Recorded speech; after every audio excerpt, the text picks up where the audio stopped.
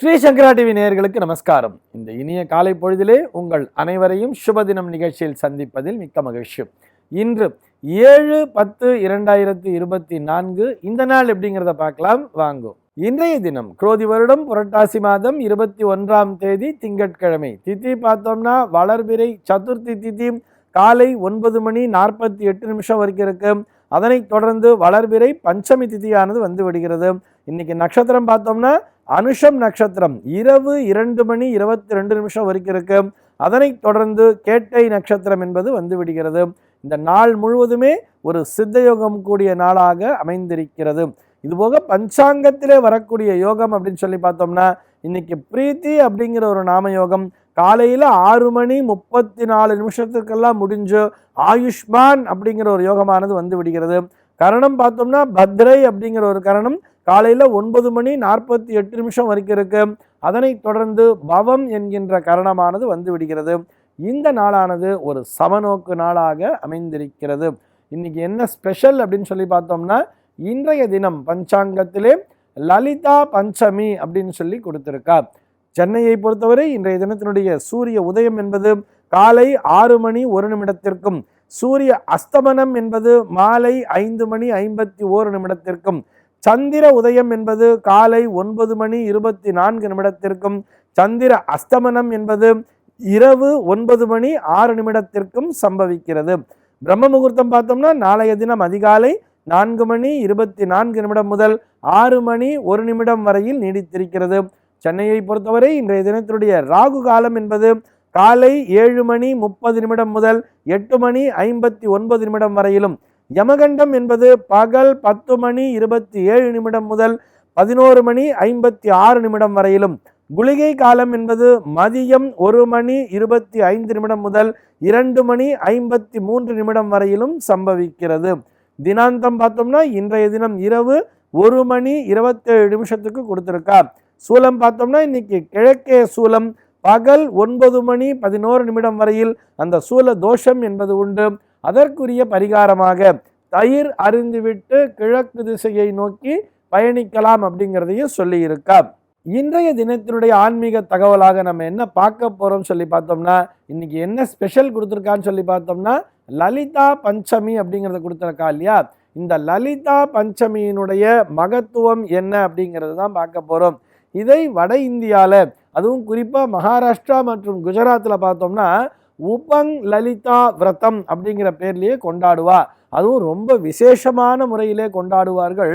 அதிலும் குஜராத்தில் பார்த்தோம்னா இன்னைக்கு ஒரு கவர்மெண்ட் ஹாலிடேவே டிக்ளேர் பண்ணியிருப்பா. உபங் லலிதா விரதம் அப்படின்னே பேர். இது என்ன சார் லலிதா பஞ்சமி அப்படின்னு சொல்லி பார்த்தோம்னா இந்த நவராத்திரியிலே வரக்கூடிய இந்த பஞ்சமி நாளன்று தான் லலிதா பரமேஸ்வரி தோன்றினாள் அப்படின்னு இந்த புராணங்கள் சொல்கிறது. அந்த லலிதையின் கதை அப்படின்னு சொல்றா இல்லையா, அதில் பார்த்தோம்னா இந்த ஆஸ்வீஜ சுத்த பஞ்சமி நாளன்று தான் லலிதா பரமேஸ்வரியானவள் தோன்றினாள். அது கூட எப்படின்னு சொல்லி பார்த்தோம்னா அந்த பண்டாசுரனை அழிப்பதற்காக இந்த இந்திராதி தேவர்கள் அனைவரும் எல்லோரும் சேர்ந்து ஒன்றாக பிரார்த்தனை செய்து கொள்ளும் பொழுது அந்த மும்மூர்த்திகளினுடைய சக்திகள் அனைத்தும் ஒன்றாக இணைந்து அவள் லலிதையாக தோன்றினாள் அப்படின்னே சொல்லுவார். அதுக்கப்புறம் அந்த பிரம்மாவினுடைய வேண்டுகோளின் பேரில் அவள் காமேஸ்வரியாக உருமாறி அந்த காமேஸ்வரனாகி அந்த பரமேஸ்வரனோடு ஒன்றாக இணைந்து இந்த பண்டாசுரனை அழித்தாள் அப்படிங்கிற மாதிரியும் அந்த லலிதையின் கதை அப்படிங்கிறது ரொம்ப விளக்கமாக சொல்லும். இதில் என்ன இந்த லலிதா பஞ்சமி அப்படின்னு வரும்பொழுது நம்ம தினந்தோறும் லலிதா சஹஸ்ரநாமத்தை சொல்கிறோம் சொல்லலை, அதெல்லாம் வேற விஷயம். ஆனால் இந்த நாளிலே அவசியம் லலிதா சஹஸ்ரநாமத்தை சொல்ல வேண்டியது. சார் நான் அவசரமாக ஆஃபீஸுக்கு போகணும், இன்னைக்கு மண்டேவா வேற இருக்கு, எனக்கு டைம் இல்லைன்னு சொன்னால் கூட நீங்கள் அந்த பயணத்தின் பொழுதும் சொல்லிக்கொண்டே செல்லலாம். அல்லது ஆஃபீஸ்லேருந்து திரும்பி வரும்போது கூட மனதிற்குள்ளாக உச்சாடனம் செய்து கொண்டே வரலாம். அல்லது இது ராத்திரி டைமில் செய்ய வேண்டிய பூஜை தானே, நவராத்திரின்னு தானே சொல்கிறோம். மாலை ஆஃபீஸ்லேருந்து வந்துட்டு கூட அந்த லலிதா சகஸ்ரநாமத்தை பாராயணம் செய்யலாம். நிறைய மண்டலிலாம் வச்சுட்டு இருக்கா இல்லையா, இந்த பெண்கள் எல்லோரும் ஒன்றாக இணைந்து இந்த லலிதா சகஸ்ரநாம மண்டலி பாராயண மண்டலிலாம் வச்சுட்டு இருக்கா. இந்த நாளிலே அவசியம் எல்லோரும் ஒன்றாக இணைந்து பாராயணத்தை மேற்கொள்ள வேண்டியது. எப்படி ஒரு கோகுலாஷ்டமிங்கிறது ரொம்ப ஸ்பெஷலாக கொண்டாடுறோமோ, எப்படி ஒரு விநாயக சதுர்த்தி நாளை ரொம்ப ஸ்பெஷலாக அது விநாயகரனுடைய ஜென்மதினமாகவே கொண்டாடி கொண்டிருக்கிறோம் அல்லவா, அதே போலத்தான் இந்த நாள்தான் இந்த லலிதா பரமேஸ்வரி என்பவள் தோன்றிய நாள் என்பதால், இது லலிதாவினுடைய ஒரு பிறந்த நாளாகவே இருப்பதால் இந்த நாளிலே அவசியம் அந்த லலிதா பரமேஸ்வரிக்கான பூஜையை மேற்கொள்ள வேண்டியது.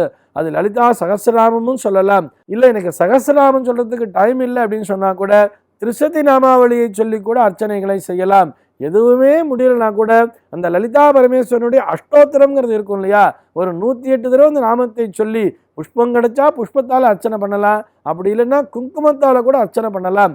சார் நான் எங்கே சார் பண்ணுவேன், எனக்கு லலிதா பரமேஸ்வரனுடைய படம்லாம் எதுவும் இல்லை, எங்கள் ஆற்றுல விக்கிரகம்லாம் எதுவுமே இல்லைன்னா கூட அழகாக நீங்கள் அந்த விளக்கு அப்படிங்கிறது இருக்கும் தெரியுமா, ஒரு காமாட்சியம்மன் விளக்கு இருந்தாலும் சரி அல்லது குத்து விளக்கு இருந்தாலும் சரி, எதுவுமே இல்லைனா கூட ஒரு அகல் விளக்கினை ஏற்றி வைத்தாவது அதிலே லலிதா பரமேஸ்வரியை நமஹ தியாயாமி ஆவாகயாமி என்று சொல்லி அங்கே அந்த அர்ச்சனையை செய்ய வேண்டியது அவசியம். இந்த நாளிலே லலிதா சகஸ்ரநாமம் அல்லது லலிதா திரிசதி அல்லது லலிதா அஷ்டோத்திரத்தை படித்து குங்குமார்ச்சனையை செய்து அந்த குங்குமத்தை வீட்டில் உள்ள எல்லோரும் வைத்து கொள்ள வேண்டியது.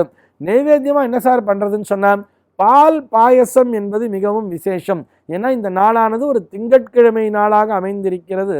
அந்த திங்களுக்கு உரிய அந்த சந்திரனுக்குரிய தானியமாகிய அந்த அரிசியை உடைத்து அந்த அரிசியிலும் அந்த பாலையும் கலந்து அந்த பால் பாயசமாக செய்து நைவேத்தியம் செய்ய வேண்டியது. சார் அதுக்கெல்லாம் எங்களுக்கு டைம் இல்லை செய்ய தெரியாதுன்னு சொன்னால் கூட தேனிலே ஊற வைத்த பேரிச்சம்பழம் 2 பேரிச்சம்பழத்தை வாங்கி அதில் கொஞ்சம் தேனை விட்டாச்சும் நைவேத்தியம் பண்ண வேண்டியது. அதே மாதிரி ஒரு பச்சை பால் பசும்பால்ங்கிறது கிடைக்கும் இல்லையா, கொஞ்சமாக ஒரு 1/2 டம்ளர் பசும்பால், லேசாக 1 ஸ்பூன் நெய், 1 ஸ்பூனு அந்த தேன், இதை அழகாக திரயம் அப்படின்னே சொல்லுவா, திரிமதுரம் அப்படின்னே சொல்லுவா. இந்த திரிமதுரம் என்று சொல்லப்படக்கூடிய பால் தேன் மற்றும் பசு நெய் கலந்த அந்த கலவையையும் நைவேத்தியமாக செய்து அதனையும் நீங்கள் பிரசாதமாக உட்கொள்ளலாம். இந்த லலிதா பரமேஸ்வரனுடைய அனுகிரகம் நமக்கு கிடைத்தாலே வாழ்க்கையிலே துன்பம் என்பதே நிச்சயமாக அண்டாது. இந்த தகவலோடு இன்றைய தினம் நான் உங்களிடமிருந்து விடைபெற்றுக் கொள்கிறேன். மீண்டும் உங்கள் அனைவரையும் நாளைய தினம் ஒரு சுவாரஸ்யமான தகவலோடு சந்திக்கிறேன். எம்பெருமானினுடைய திருவருளினாலே இந்த நாள் உங்கள் அனைவருக்கும் சுப தினமாக அமைவதற்கு வாழ்த்துக்கள்.